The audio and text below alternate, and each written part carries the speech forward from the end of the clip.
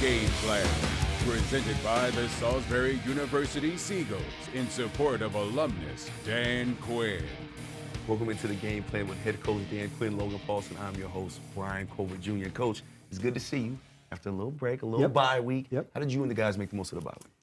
First part, you want to look back what you did, and then coming into it, man, it was important to know, like, in these moments, in this time left, it's not, don't want to work 6 weeks for, like, it's now. Like, we got 6 weeks to play at this level, not building to it, but right after it. And that's the details, the winning time moments, all of that. And so all of us will level up. And man, I'm looking forward to doing that together. It's where it's built in the hard spaces like right now.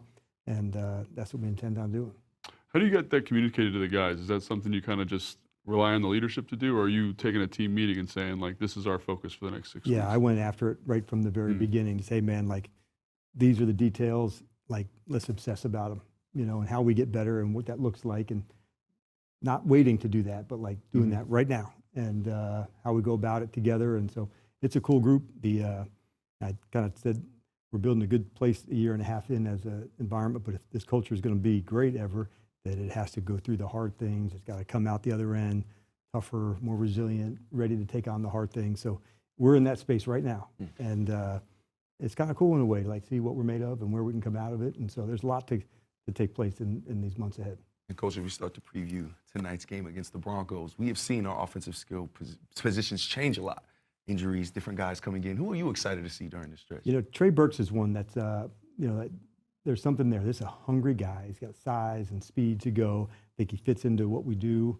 I'm excited to see some old faces who are new again. And so seeing some of that back into our mix will be a lot of fun too. But Trey's one that I've really had my eye on. I feel like he's one ready to go make his mark. Obviously, Traylon's an exciting guy to watch, you know, big, long, like you were talking about. Is there anything that you do as a staff to kind of make sure that he's coming along? And I know he's got to do a lot for himself, but is there anything you guys can do to help him out? Yeah, I think anytime you bring new guys in and they're not here at the very beginning, how do you get them caught up? How do you get them onto the speed? These are the things we want to work on. And so I think there's really a whole team of people and veterans to look after. No, this is how we do it. This is what we want to get done there. But seeing him able to fully express himself as a ball player and what he can do, he's hungry. He wants to prove it. Those are things that they carry over into the game. And Coach, when you look at the Broncos defense, they lead the NFL in sacks. They are a tough defense. How do you game plan against a defense like that? Yeah, they played well, especially up front. They jump the ball like a good defensive line can do and disrupt the QB. Like the cornerback play, like the style of what they do. But more than anything, you have to have balance. You know, if you get into a drop back game against a team that wants that, you know, that makes it more difficult. So you want to make sure you have enough change-ups, enough things there to exploit that while, you know, not allowing them to play exactly the way they want to play.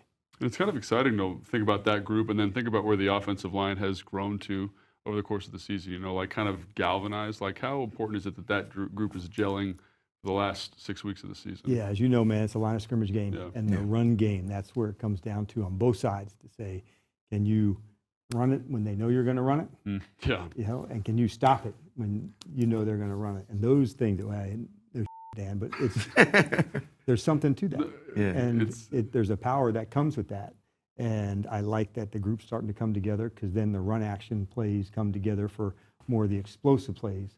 And if we can get that part going in balance, Logan, then I think we got a chance to really hit the mark. And Coach, when you look at their secondary guy, Patrick Surtain, he's missed a few games. However, we know how capable he is when healthy. What makes a guy like that so special?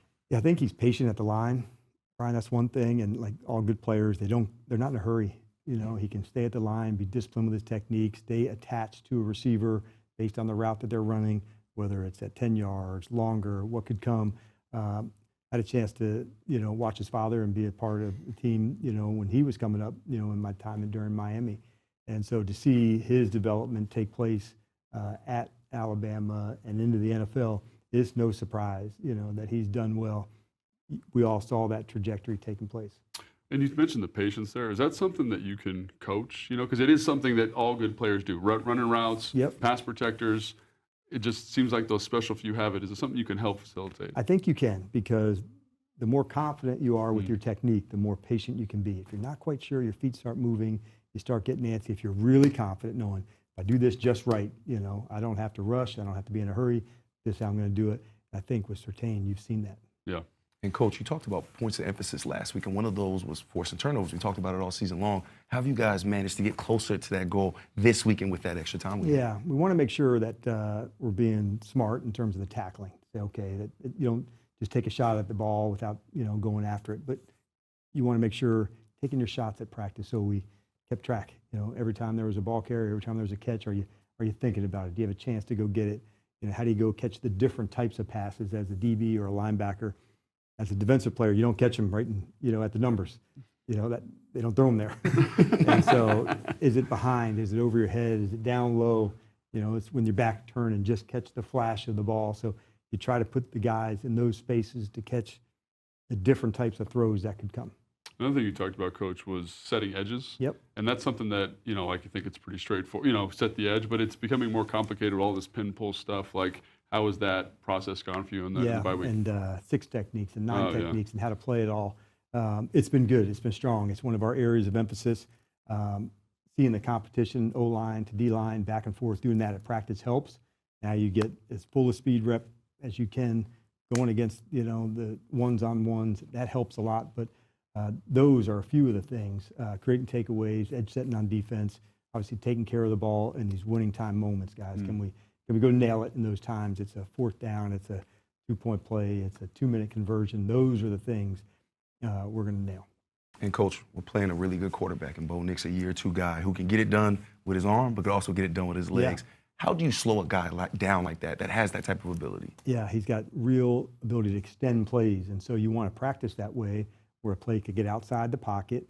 Now the second play begins, so you almost play 2 plays. The first one where the route takes place, the second one when the quarterback gets outside on the edge. Is he remaining a passer? Is he going to be a runner? So having eyes on a quarterback like that and vision to him, that's a big deal.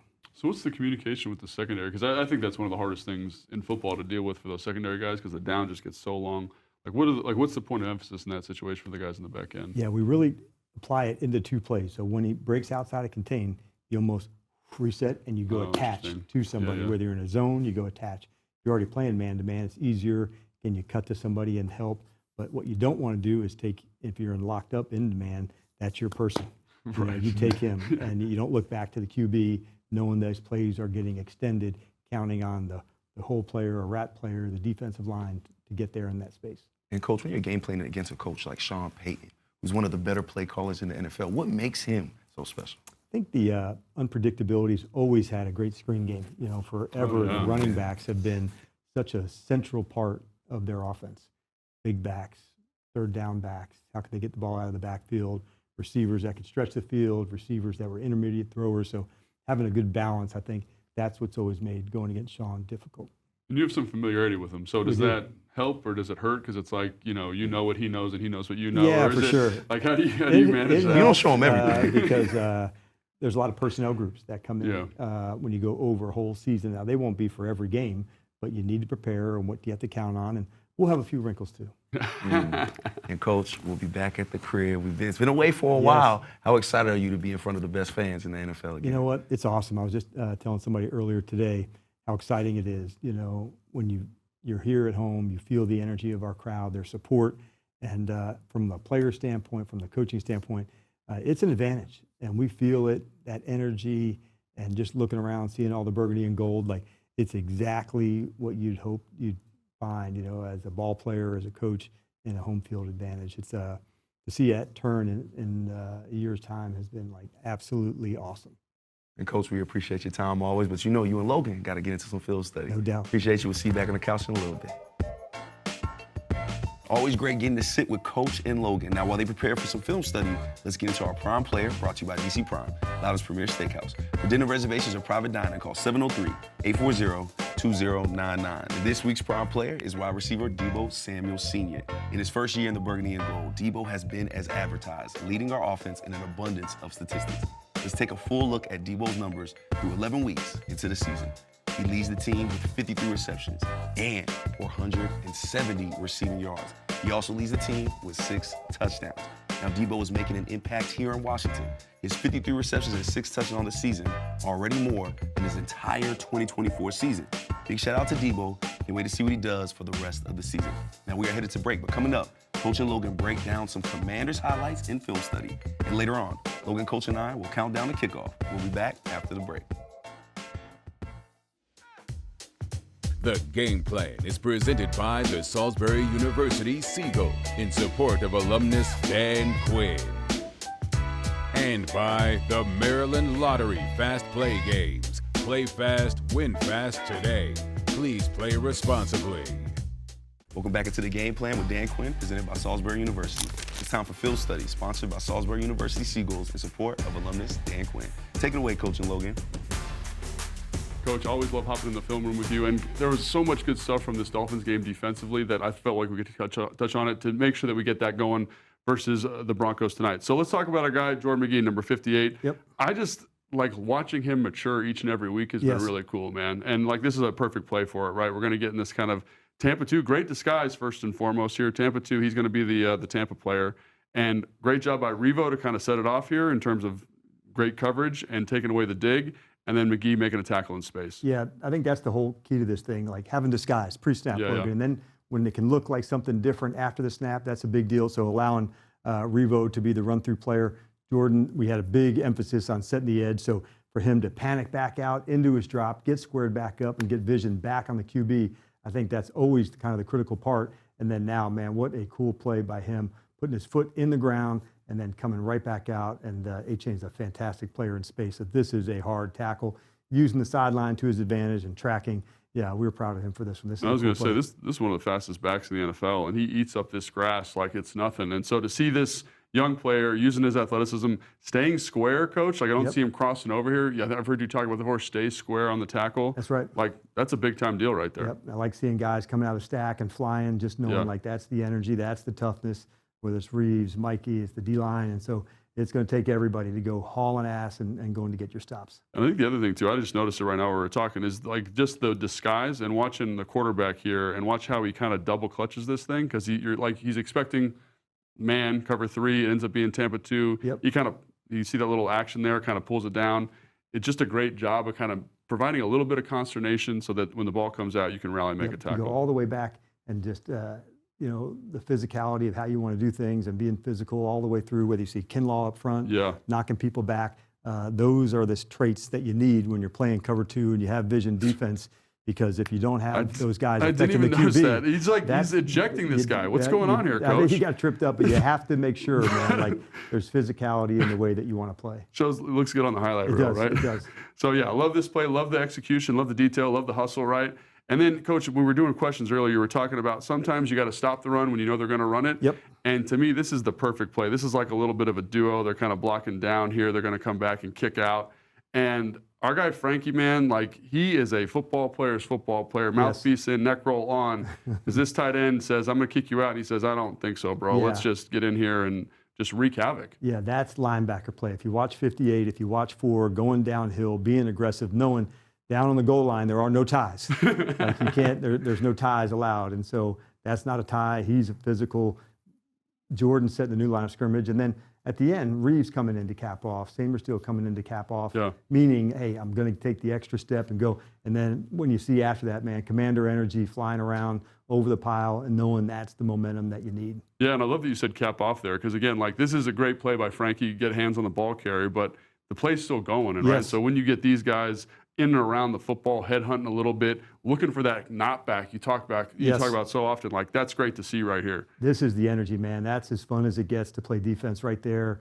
Big goal line stand, guys going, jumping over the pile. The energy that gets created, man. That's defense. That's fun, and love seeing it. Yeah, it's great to see. And then you talk about like not every play is perfect. I think this is a great illustration of this because like they kind of muff this handoff. They're going to go and pin pull here. I think this is a great job by Frankie, man, identifying the play, penetrating. He's going to make the tackle, but they're a little bit late, right? The ball's behind. Everyone kind of over pursues, and it's like, man, H.A.'s going to walk in here for a touchdown, but we got guys slipping on this turf, that Madrid soil out there, getting up off the ground.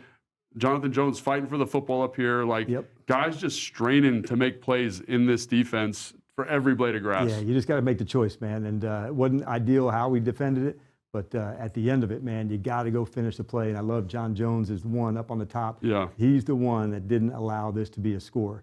And every moment that you can do that, and give the D another chance, man, you got a chance to go fight it again. Yeah, so fantastic to see that level of energy. And again, like the offense has done some good stuff too. And I think there's some young guys that have made some plays here. You know, we're getting this man coverage here on the perimeter, a little bit of short motion to kind of get this defender off on 83. And, you know, to see Lane kind of make this play, 2nd and 9, big moment of the game, is great to see from a young player. Yeah, and, you know, adding the pressure in so you know you got man-to-man as you're going to go hit it.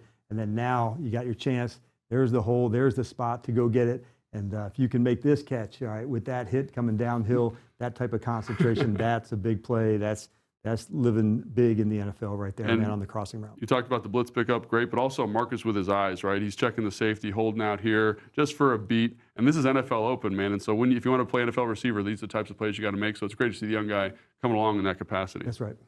And Coach, like, we got to talk UDFAs. I love UDFAs. Anytime I see a guy who I've never seen on the field before get an opportunity, I get excited. And a big moment, man. This is a huge opportunity. I've seen Zach Ertz be in this spot a bunch, right? Yep. But it's out here. And what a route, Coach. Just this little kind of, I can't even do it. I'll probably hurt myself. But just a little bop, bop, get out of this thing, and then get this conversion. Yeah, what you'll love is, some of you coach as well, Logan. So to see this one executed in practice so well, knowing that in this kind of moment, you're expecting man-to-man, and then on the return, can you go? If it's zone, obviously you could sit it right down and play it out, but putting your foot in the ground, seeing the DB try to get over the top to go play it, and then put your foot in the ground. And then I love at the end of it, kept the ball in his outside hand, got as much as he can, get out of bounds, really giving our team a real chance to go make our plays. And there's a little subtlety here, too, from Zach, right? He kind of does a great job attacking this inside shoulder, forcing the bubble by the DB. It just shows a little bit of veteran savvy there, which is great, which is awesome.